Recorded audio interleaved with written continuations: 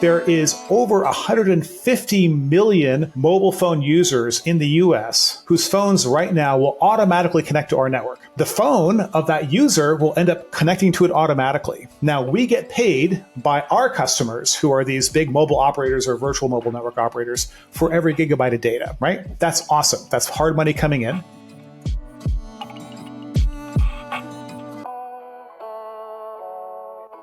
Welcome to Fully Diluted.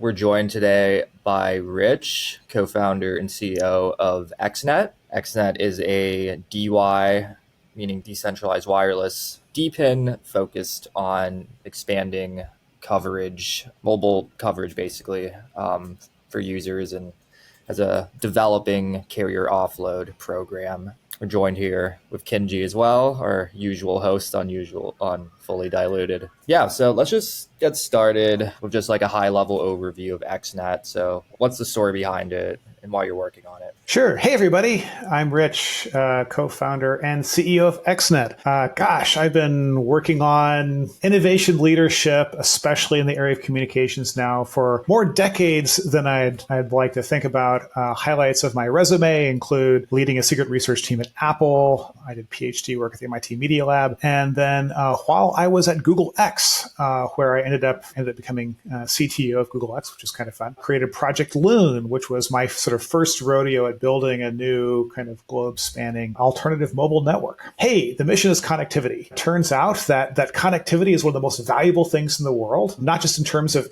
like actual value to you, but in terms of dollar value. So right here in the US, it's about a $300 billion business, top line, which is incredible. And just mobile data, that is data to devices like this in your pocket, that's $140 billion right there. So I'm sure all of you absolutely love your current mobile phone carrier, right? You just think they're the best company ever? Well, I'm guessing probably not. And there's a bunch of structural reasons for that. And it turns out that part of the reason for that is you. You are a data hog. Back like 5 years ago, when folks like AT&T and T-Mobile and others were projecting how much data individual users would use on their networks, they had kind of this, gentle increasing line up. What's actually happened with the rise of streaming video is it's gone like this. So basically between something like mid-year last year, and a couple of years from now, per user data usage is actually expected to double, which is completely nuts. It's just insane. And so anyway, this is a long way around to say, what's the problem? The problem is there's crappy both coverage and capacity in mobile networks all around the world, but specifically right here in the US. And the carriers themselves are not solving this problem in a big way. They're heavily indebted, and they just don't know how to keep up. Back in the day, they could do one new cell tower every 10 miles and it was all good. Now with 4G and 5G, they need basically a new radio in a dense urban setting, maybe every 10 meters. And they've got no idea how to accomplish that. So enter XNet. We are a neutral host mobile network operator. I know it's a mouthful, but putting this in really concrete terms, there is over 150 million mobile phone users in the US whose phones right now will automatically connect to our network. They'll actually have no idea. Their phone will say AT&T, or it'll say Cricket Wireless, or it'll say Consumer Cellular, or whatever their plan is, but their phones will automatically connect to our network. All right. In the past month or so, we've served over 1 million of these users, right? And how do we do this? Well, at XNet, we basically sell these little radios, these little Wi-Fi 6 radios, or we can actually use your existing enterprise-grade Wi-Fi 6. We make that radio, through our magic, look like it's part of a carrier network. It looks like it's a native part of one of these big mobile carrier networks, right? So that the phone of that user will end up connecting to it automatically. Now, we get paid by our customers, who are these big mobile operators or virtual mobile network operators, for every gigabyte of data, right? That's awesome. That's hard money coming in. We reward our radio operators with 50 XNet per gigabyte.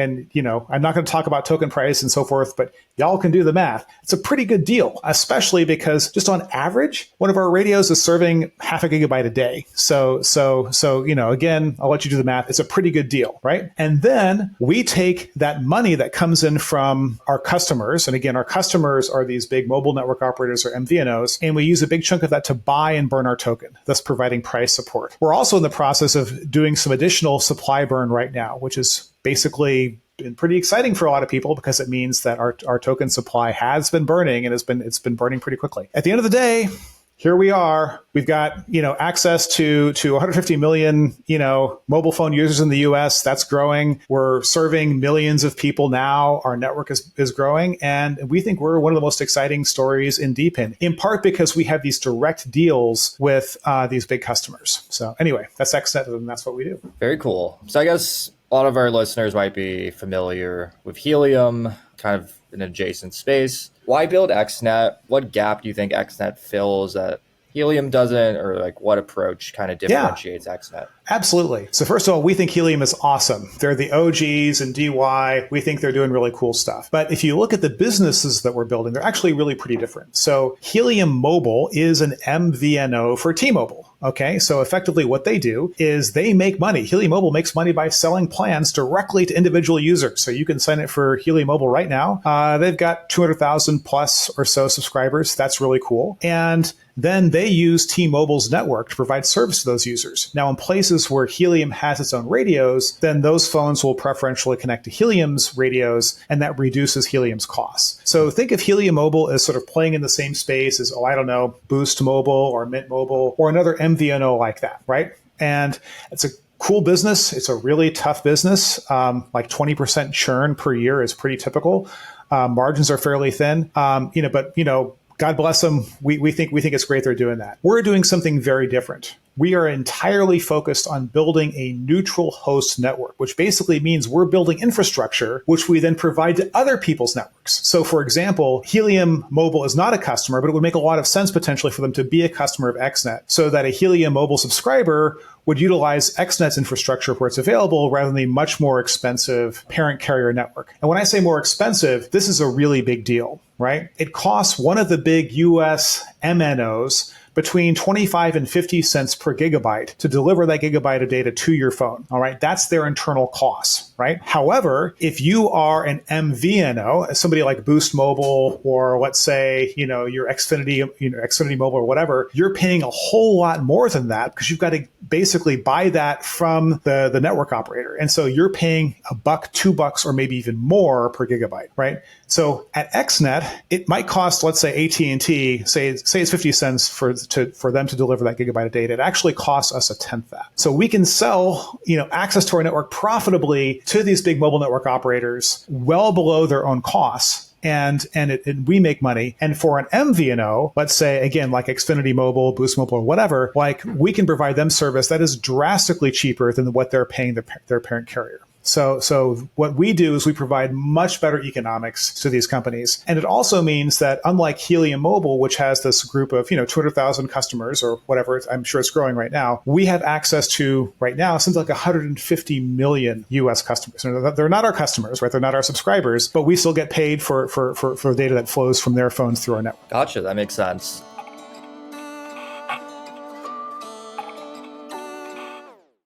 So you kind of touched upon, transition to the 4G, 5G era, more small cells versus larger cell towers before for expanding coverage. How do you see DePIN as coming into there and kind of reducing costs and being able to provide the cost savings that you are? Yeah, well, this is what's so exciting. Back in the day when mobile technology first developed, a cell phone tower was that. Like, a company, let's say, that time it wasn't Verizon, it was Bell, it was Bell Labs, would go out and they'd buy a plot of land. They put up this really tall tower, right? And on top of this tower, there would be this great big radio mast, a really powerful radio transmitter, right? That would use relatively low frequency radio waves. We're talking about, even down in the range that we used to use for our home, wireless phones, like 900 megahertz. So these relatively low frequencies, and it would broadcast for miles and miles and miles. And that was fine because there weren't many actual mobile phone users and nobody was using data. It was all just voice, which is very low bandwidth. As technologies evolved, 2G, 3G, 4G is now the standard basically. And 5G is coming. Your phone might say 5G, but in most places it's actually really still using 4G. So So 5G is almost a marketing term these days in the US. But as the technology has developed, frequencies have gone up and up and up, right? And the reason for that is you can pack more data basically into these communications channels. And as frequencies have gone up, what that means is that the radio waves, which used to go over the horizon and bend over hills and nicely penetrate through walls, they actually act much more like beams of light, which means that you kind of have to have line of sight. And now think about that, because especially in a dense urban area, what that means is if you're walking down the street and you can't see one of these 4G or 5G cell towers, maybe it's bouncing off a wall, but you probably don't really have a connection or not a good connection. Right. And so this is the really kind of crazy thing, is that we need higher and higher density of the deployment of these radios. The cells have gotten smaller and smaller and smaller. Just now they're tiny compared to what they used to be. The radios have gone from these massive things down to a thing that can, fit in the palm of my hand. Right. But I tell you what, like if you're an old school telco, you don't know how to deploy this stuff. Like you know how to go out and make a deal with American Tower, right? To get your radio up on a mast. Or maybe, you've talked to some big real estate investment trusts or whatever, and you've gotten access to some rooftops, right? But this notion that you have to have like a 5G radio, every block or so, and in many cases indoors, that's not a problem that the carriers have really figured out how to solve. But it's awesome for us, right? Because what I can do is I can now sell you a really, modest price. Our most affordable radio is like $230 radio that you can install practically anywhere. It has to be a commercial location, can't be residential. And you turn it on, and as long as you have foot traffic coming in the door, it's going to do great. And so this is where DPIN really shines, is that rather than saying, okay, I'm the radio planner and I'm going to, look at a map for AT&T and I'm going to position these cell towers in these locations, what we're really saying is, here's an area where we want coverage. And in fact, we've given our partners tools where they can draw on a map where they want coverage. And then we can incentivize folks to go and deploy radios there, right? So it's actually a perfect example of the kind of decentralized, incentives-driven, solution that we think is so powerful in crypto. So that's why we're really excited about this. And again, I want to emphasize this: we're not selling some custom radio. You can use any enterprise-grade Wi-Fi 6 or Wi-Fi 7 radio on our network. That's really important because, of course, I'll sell you a radio, but it also means in many locations, people already have great Wi-Fi equipment deployed, and it turns out that we can convert that equipment to XNet basically with a push of a button. So that's a really exciting thing. It means that our network can grow unconstrained from us having to basically sell and install a whole bunch of equipment. Gotcha. Do you think that might lower the switching costs for the network then? So, any other hypothetical DPIN mobile network or centralized network that wants to harness these same devices, do you think that'd be a potential challenge for XNet in terms of retaining those radio devices? Sure. But I think one of the really sort of interesting things here is that for the phrase, software is eating everything, or now maybe it's AI is eating everything. Well, back in the day, before we decided the software was eating the world, there was a lot of effort put into custom devices and custom things, right? There's a lot of physical embodiments that embodied a lot of functionality. And then we're actually screw that, just put a general purpose chip in there and software will take care of the rest, right? So it's true in this case that basically through the magic of, Wi-Fi 6 and Passpoint and so forth, we can work with almost any device. But what that really means is, some sense, the magic that we have, the competitive advantage that we have, is as much on the back end as it is, anything about those devices. And while, yeah, it's true, if you could find some other carrier grade network with a direct deal with these customers to plug into, you might be able to get rewards through that network. And by the way, there are aggregators out there that basically will sort of do this. Like if you have a venue, you could reach out to Google Orion.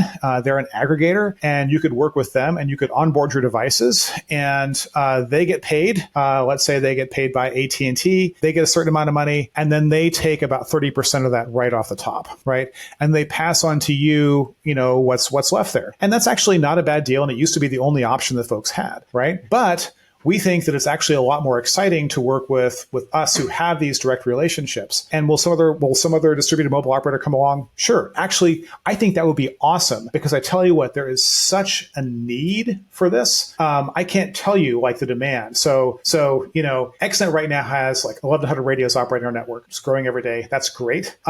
if we had 10,000 or 100,000 or a million, we still wouldn't be close to saturating the demand just here in the United States, right? A large offload network, would be several million devices. By the way, that's what Comcast has been building to offload their own, Xfinity mobile customers. And by the way, they want to do a deal with us so that because they actually want more, right? So the point is that like, even with what they have, it's not enough. It would still be better for them if they had more, right? So there's a huge demand for this. And we think that whoever wants to go into the space right now, it's a great time to be going into that space. But I will tell you, it is a non-trivial thing to build a carrier-grade network, to actually make sure that you on the back end, you have everything that supports these kind of obscure standards. And by the way, you don't even know what the standards are until you join the standards organizations. They won't actually tell you what their standards are until you actually sign up to join them. It's a non-trivial thing to do that. And also, it requires, because of the way the telco industry has worked, this is a very old school kind of industry. It's sort of like, handshake deals and personal relationships. And so, it's very hard to even get in the door and be taken seriously for a direct relationship until you've already joined the GSMA, the WBA, until you've actually hung out with, the various executives at some of these conferences and so forth. So it's a hard thing to break into. And so we see XNet as having our moat, if you will, is about our very serious embrace of kind of this sort of old school, weird, carrier focused networking technology on the back end, our ability to make these business deals, right? And then, are melding that with kind of this crypto native, front end, if you will, for our wonderful operators, right? So it's that combination. And we think there's a lot of crypto people out there, right? I know them and you know them. It turns out there's a bunch of mobile folks out there, but these are not crypto native folks, right? They don't know what a meme coin is. They have no idea what an L1 versus an L2 is. Like, this is like, honestly, in the telco industry, they don't even know what an API is. I'm not making this up. Like, they actually push data around by freaking like FTP. It's SFTP if you're lucky. It's terrifying, right? So this is an industry that in many ways is like back in the 90s, right? And so we're this really kind of weird thing that brings together kind of the actual old school expertise on the telco side and the understanding of how to make the decentralized incentives and crypto work. And yeah, we expect there'll be other competition, but at least for now, we're one of a very small number of organizations that we think can do this. Gotcha. So it seems like, most DPINs are usually demand side constrained. It seems with wireless, not so much. There's tons of latent demand. But the issue is you kind of need to work with these old school players to kind of connect the supply to demand. And XNet has,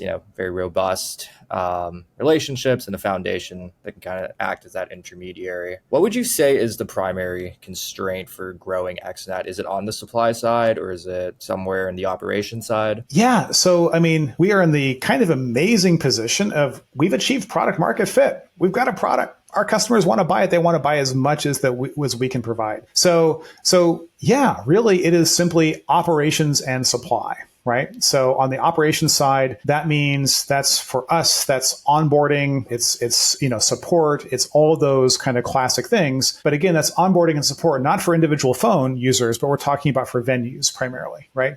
People who want to come and join our network. And then, of course, there is sales and fulfillment. But again, because we can work with existing installations, that means that we don't actually have to sell or install that equipment, right? And we're happy to sell it to you. So there are some challenges, but a lot of this just comes down to marketing and building awareness, right? I think that, the more folks who find out about this, the more people are going to get excited about it. And our challenge right now is that really from the standpoint of growing our network, like, I'm thrilled to have more degens ape into XNet and start building out our network, right? Join the XNet army. That's fantastic. Go do that. But we also want to reach, the coffee shop owners, the bar owners, ideally like the regional airport managers, the hotel managers, right? The mid-scale franchise owners. These folks are not necessarily crypto native, right? They wouldn't know DY if it bit them on the butt, right? But we need to reach them with a value proposition of, hey, you're already paying for connectivity, right? It's a cost for you. Why don't you do this thing, which doesn't increase your costs and in fact turns that cost into top line revenue, right? How about that as a proposition, right? We want to reach the installers whose business it is to build out these installations and venues, right? Where, you call it Bob, Bob is an MSP or Sally's an MSP, and you say, hey, Sally, I want you to build out the Wi-Fi coverage for my strip mall. And Sally used to say, okay, well, we can do it with Ruckus and it'll cost you $10,000. And then Sally gets paid $10,000 for the gear and the installation, and that's it. But now Sally could say, well, how about this? I could do it for 10 grand, but how about I do it for $5,000?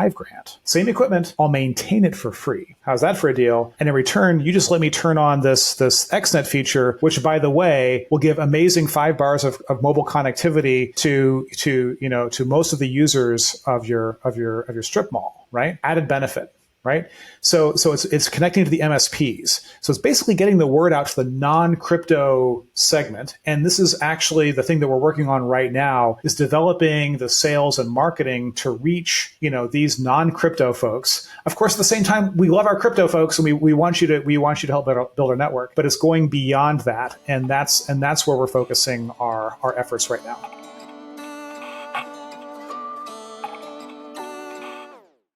Which strategy is kind of proven most effective at bringing in these more commercial locations? Since obviously, like you said, crypto natives tend to be more on the residential side. XNet is more effective among business owners and commercial places. Yeah, no, it turns out to be unsurprisingly old school direct sales, right? Like I was recently approached by a guy who has access to 183 McDonald's locations and some other franchise and so forth. And he happens to be a DGen. So, he found us, but in the past, it's been, finding somebody who to go basically knock on the doors or approach the folks who are affiliated with an organization. So, for example, there's a university, I'm not going to say which one, but we have an investor who had an affiliation with the university, and the university was actually upgrading its communications equipment and was thinking about kind of getting into how to monetize, its network. And so, this is an example of, through this intermediary, we were actually able to have a direct conversation. We'll see how that goes, right? But it's basically, it turns out that if you want to sort of,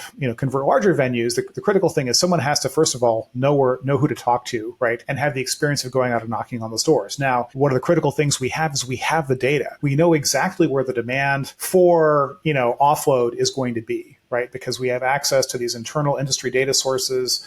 Not just like the BS, coverage maps that we all know they're the broadband coverage maps that are published are not a real thing. But you can look at, for example, sites like opensignal.org.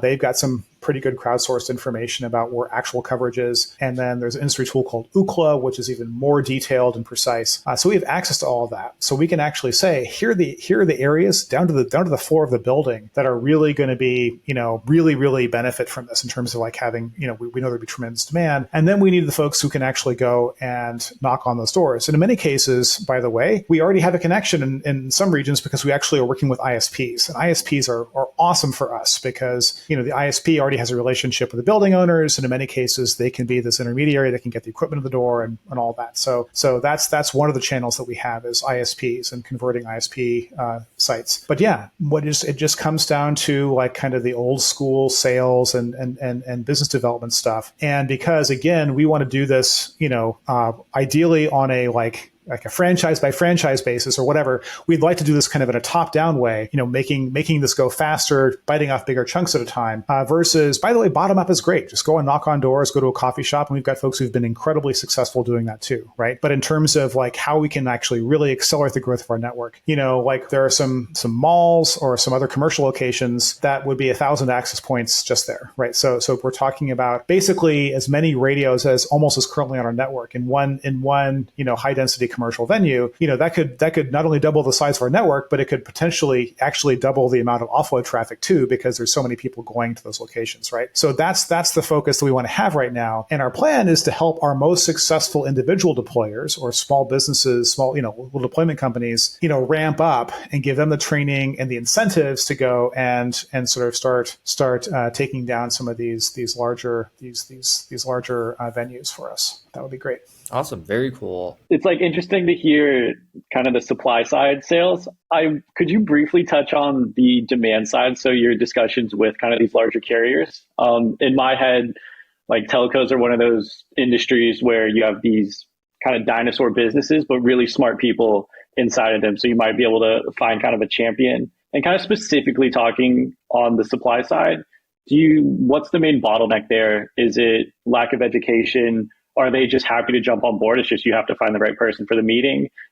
Maybe there's like a regulatory unlock. I'm just kind of interested in how those conversations are going. Well, so this is not a trivial thing. And, because telco is kind of a guild, right? I mean, it's this sort of weird thing. I'm not a conspiracy theorist, but I can tell you there is basically a secret cabal, right? It's called the GSMA that develops all of the standards, which connects all of our phones all the way around the world. No one has heard of them, but they're the ones getting together in back rooms and figuring out kind of what technologies are going to be the next thing, what's 4G, what's 5G, right?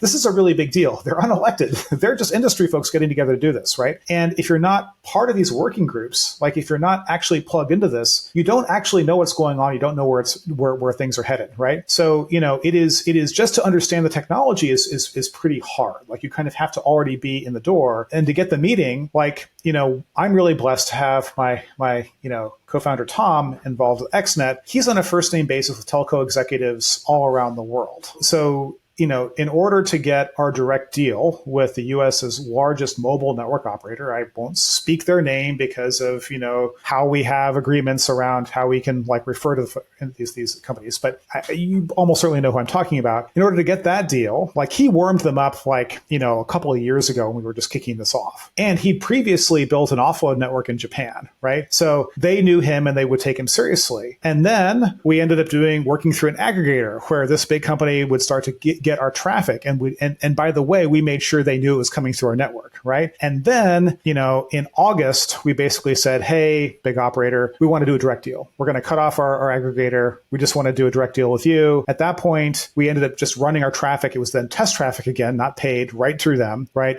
And then it took basically another month or so, about a month, a little more than that, after them kicking the tires and making sure it was okay for them to turn on the actual, kind of turn on the meter, as it were. But, in one sense, that was a deal that didn't take very long, but it actually took, more than a year of warming things up, and then it probably took more of a decade of the relationships involved, right? So this is a hard thing to do, and if you don't have those relationships, and if you don't speak the language, and if you're not already kind of plugged into the technical stuff, it's very, very hard to pull that off. On the other hand, once you have all those things, right, XNet is actually an official, mobile network operator here in the US. We have a thing called a PLNN, which is 314-600. It's just the special number that designates our mobile network. Now that we are an MNO, right, it's in some sense, these other folks have to work with us. I mean, they don't have to come to terms with us in a way that we'll be happy with. But basically, because we're now a member of the club, we are going to be treated like something like a peer in this space. And it means that doors will be open for us that wouldn't be open just for a random crypto startup. Now, again, there's different paths to kind of getting that status. You could go and buy a small little mobile operator in the Midwest or something like that, or there's different ways to do it, right? But it's still a barrier you have to get over. And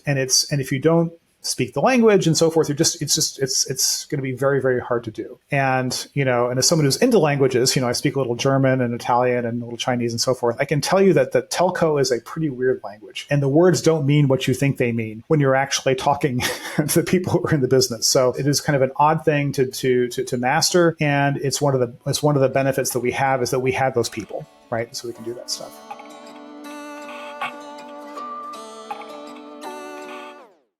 On the blockchain side, XNet, I think, migrated to Solana in August. Yep, that's right. What was the rationale behind that decision, and why Solana? Well, we were on Polygon.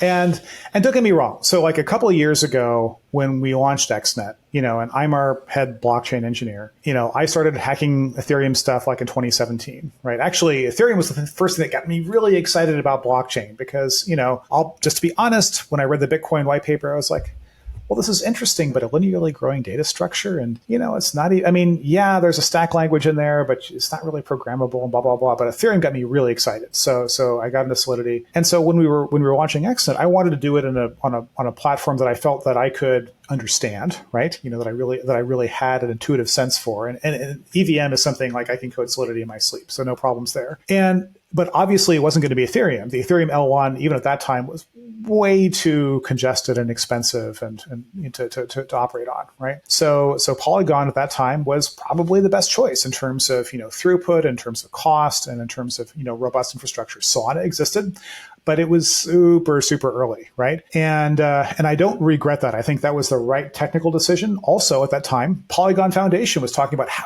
they were doing a deal with Starbucks, and this was going to be like the consumer crypto blockchain, right? And I think we had some good reasons to be optimistic about that. But let's just say that didn't pan out.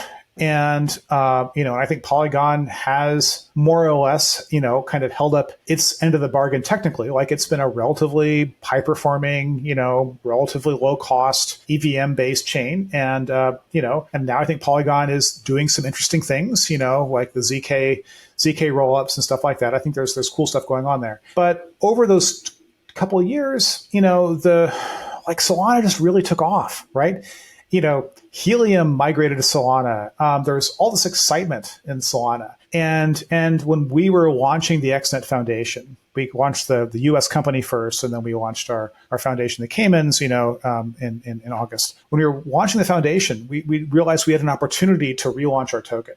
In fact, it was going to be kind of a necessary thing. And at that point, I kicked the tires on lots of different possibilities, including some other EVM-based stuff, Base, for example. And we just decided, look, I'll just be blunt. Everybody else was like, oh, yeah, that's kind of cool. Sure, you can come to our chain. And the Solana Foundation were like, oh, this is awesome. And I got meetings with Tolly. They rolled out the red carpet in terms of providing support, and it was really great because we really felt like they actually cared about wanting to have us there, and the community has been fantastic, right? So it is, there just wasn't a lot happening on Polygon. I mean, there's Polymarket, which is great, right? But there wasn't a lot else going on, and now we're at the center of where so much, dependence activity is happening. Don't get me wrong, I love IoTex. I think they do great things. I think there's some other really cool things that are happening out there in terms of chains, but really Solana just felt like it's super fast. It's super inexpensive. There's lots of excitement. There's great tools on Solana. Like there's great governance tools. That was really important. There's all this composable stuff that we could just use. And so at the end of the day, I think it was even though in my heart of hearts as an EVM guy, it was very difficult. And I sort of felt Vitalik judging me, but yeah, no, never looked back. It was an awesome place to be, is an awesome place to be. And we're really happy to be there. Very cool.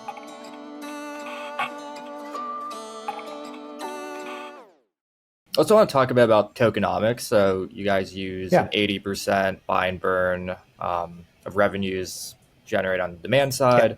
So we've seen other DePINs do that, like GeoNet. I think it's being increasingly adopted. We're also seeing Helium transition away from their kind of, original model, but their existing model to focusing in on HNT. How do you think about tokenomics, and why did you settle on this token model? We wanted something really simple.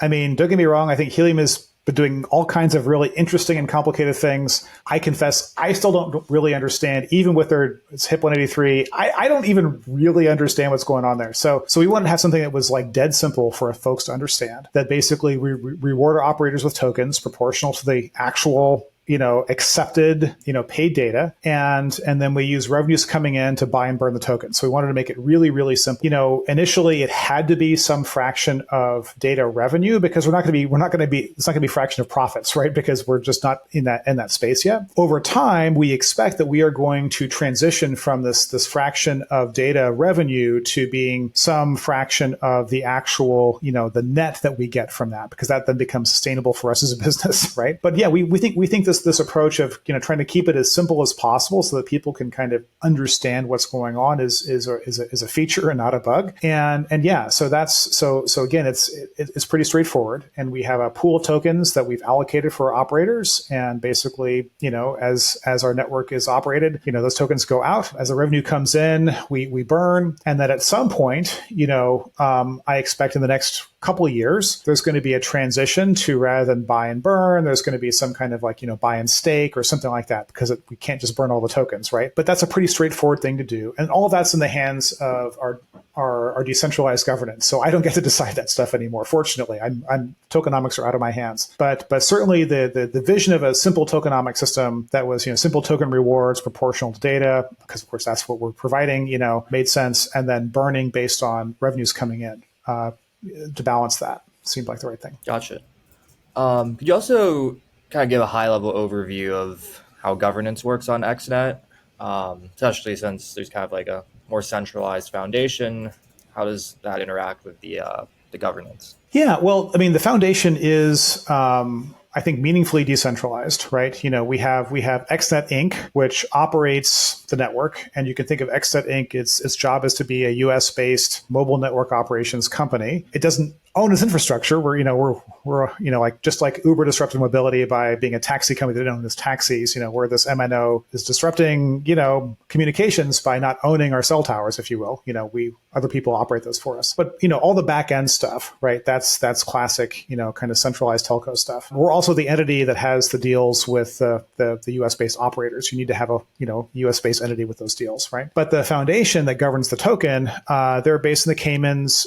There is a voting structure that's a classic decentralized voting system. And so it turns out anybody basically can jump on our Discord. Anybody can write up an XNet improvement proposal. There is on Fridays, there is a meeting on the governance side that happens. I think it's every Friday at this point, where people just look at what's going on and things are debated and argued. And then once a proposal is kind of, in appropriate shape, it's put to a vote. And right now it's voting in a very straightforward way based on, like, how many tokens do you have? Is the vote that you get? And again, like there's some other things about that we've talked about implementing, like adding some additional governance tokens. It would basically be NFTs that would grant voting power to folks who are not necessarily XNet holders. I think this is a thing we are going to do. But again, it's no longer in my hands. This is my proposal to the foundation a while ago. And the idea is that we could then grant those to folks who are stakeholders in our community who aren't necessarily whales. And so the idea was to kind of, balance some of the voting power of the whales. But yeah, it's a pretty straightforward governing process. I think anybody who's participated in DAO governance is going to, understand how the whole thing works. And also, again, it's actually something that I have like not participated in directly, because it's important to separate the XNet Inc. side, which I'm the CEO of, from the foundation, which is also, again, has the decentralized governance process associated with it. And in fact, it looks like the foundation might be finding some other potential decentralized networks to work with as well. So it won't be working just with XNet. And that's something that we're all excited about, because that's, an added level of decentralization to the whole thing.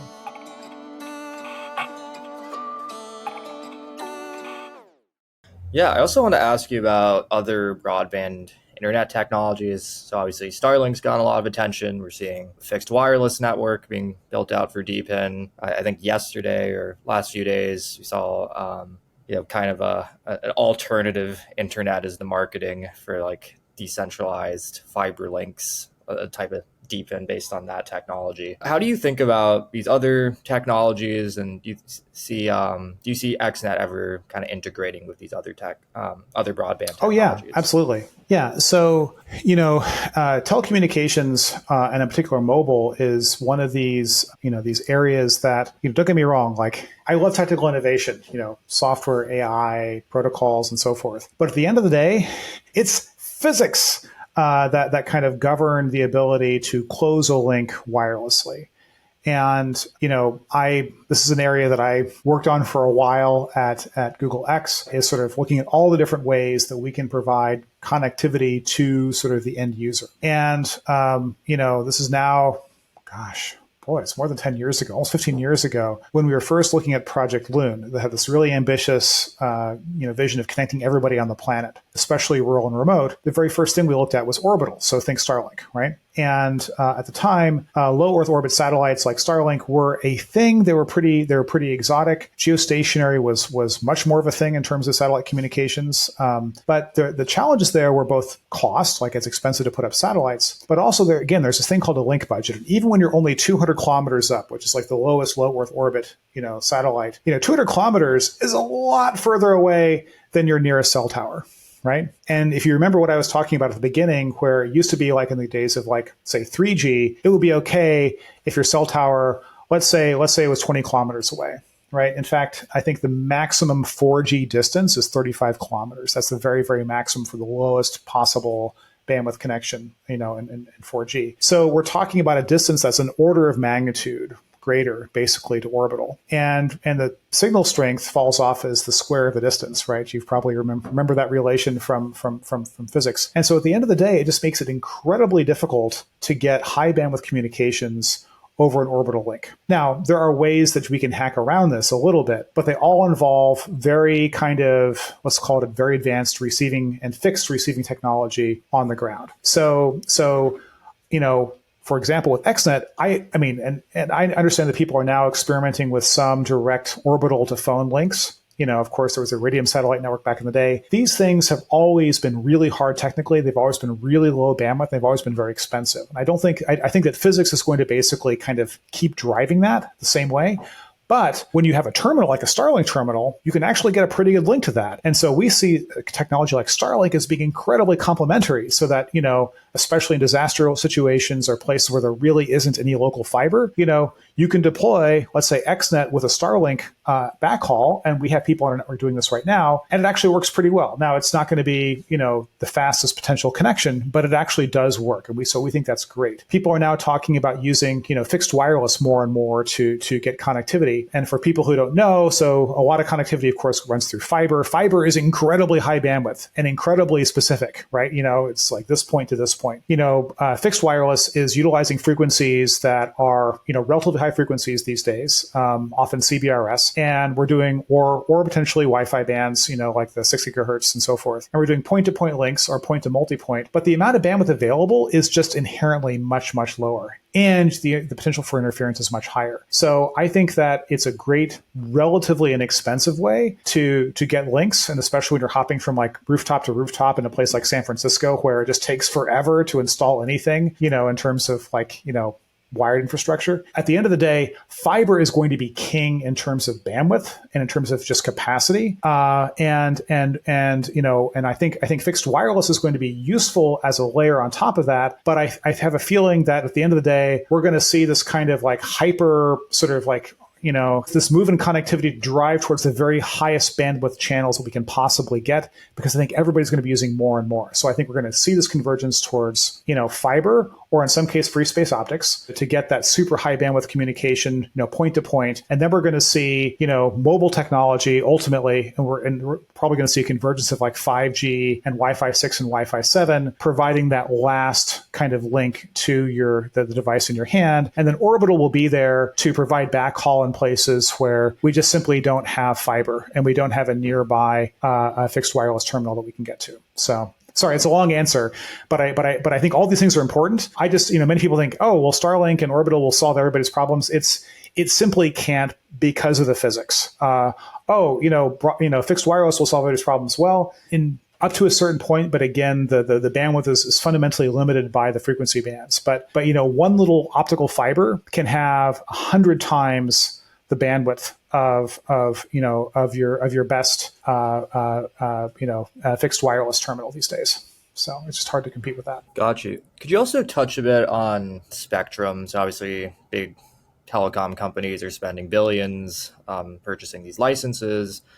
DPINs have been able to kind of get around a lot of these costs so far. At least that's what it seems like on the outside. Could you kind of go a bit into how spectrum affects either XNet or DPIN, decentralized wireless? Well, first of all, the very notion of spectrum is kind of antiquated. I'm sure the FCC goons will show up any moment as I'm saying this and drag me away.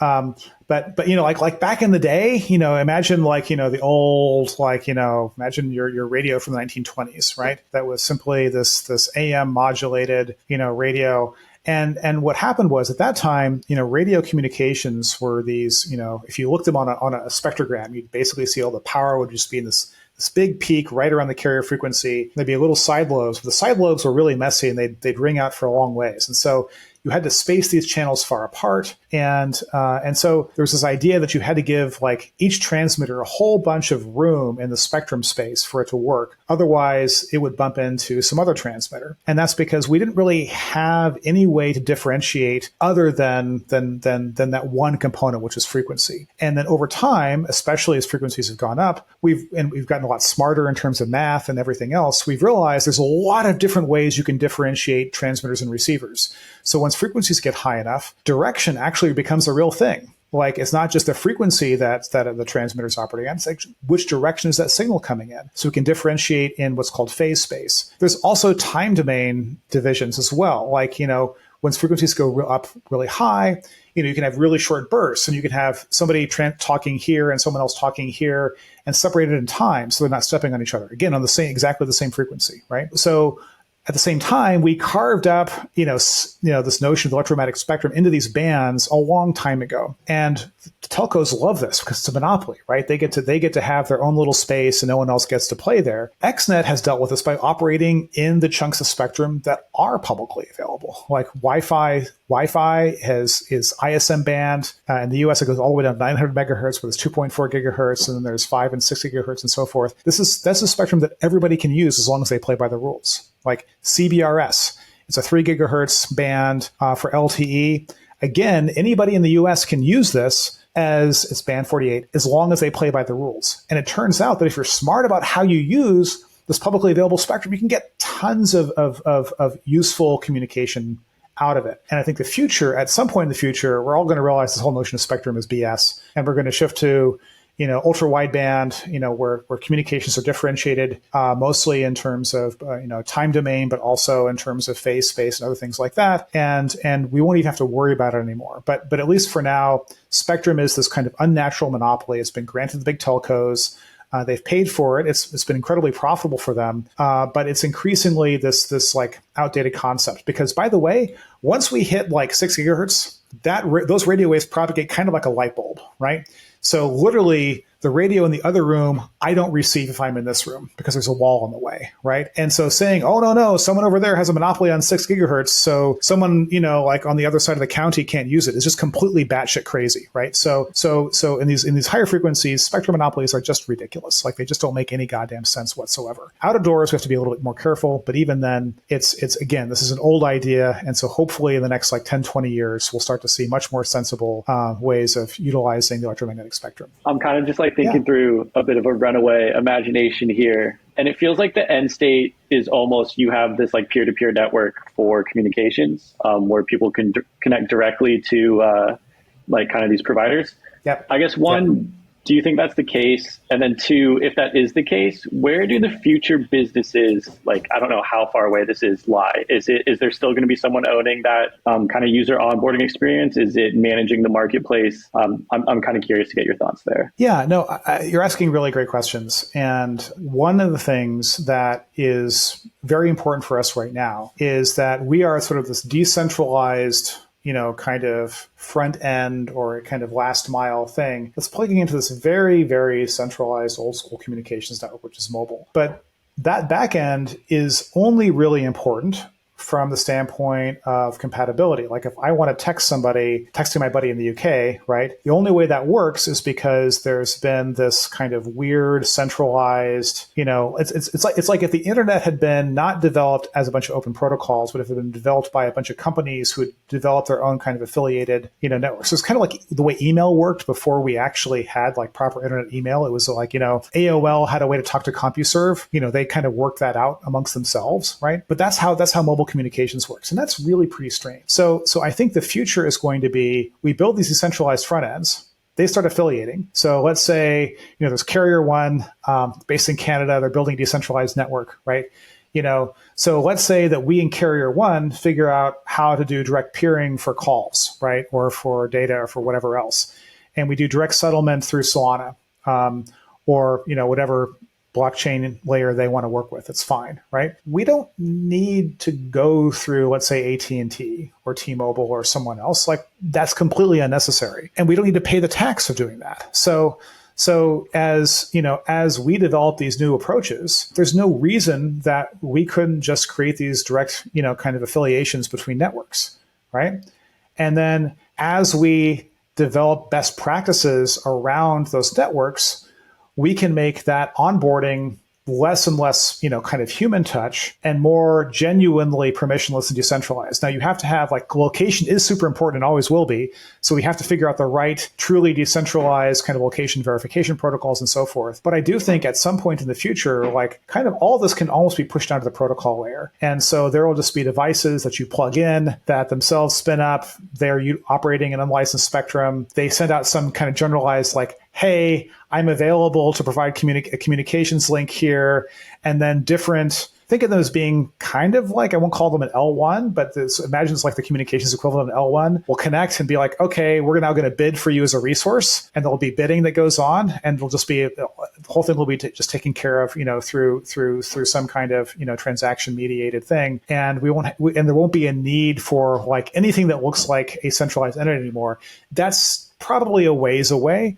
But it's not inconceivable, and that's kind of where all of this leads. But that becomes incredibly robust, incredibly decentralized. And by the way, that's also the blockchain node, to the extent there is anything that looks like an L1 still left in all of this as well, right? So that would be the hyper decentralized kind of future. And at that point, there's different protocols, and there's probably the equivalent of different tokens and different networks in there. But it's much lower touch than it is now. There's still probably vendors who help install things or troubleshoot things or whatever, but there's probably a whole bunch of competing vendors that do this, just like there's a whole bunch of competing vendors who make Wi-Fi equipment, right? So I think that's the future, and I think XNet will end up being one of the providers of all the various coordination services and so forth, working with a whole bunch of these different networks. I hope the XNet Foundation will be operating at a different level, aggregating a whole bunch of these different things and bringing them together. And and then you will have your end user facing brand, which you subscribe to Helium Mobile or you subscribe to whatever. And then that brand will then be working with some set of these underlying resources, decentralized resources, to actually provide the communication services. So I think that's the future. Perfect. That's a great vision.